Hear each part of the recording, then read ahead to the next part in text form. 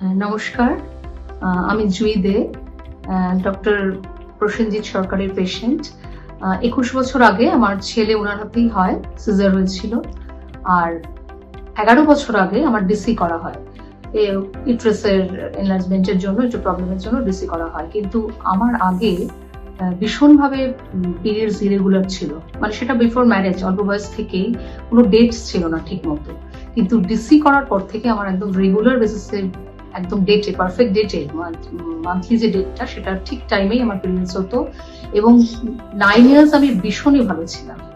আমি এর জন্য যে কোনো এনি গাইনোকোলজিক্যাল প্রবলেম আমি সবসময় ডক্টর সরকারকেই মনে করি আমার একদম উনি এই ক্ষেত্রে অন্তত উনি আমার ভগবান। আমি একদম যে কোনো অপারেশনের ক্ষেত্রেও, এখন রিসেন্ট আমার একটি প্রবলেম হয়েছে, আমি এই 21 বছর তথা ওই 11 বছর পর আবার ওনার কাছে আমি এসেছি।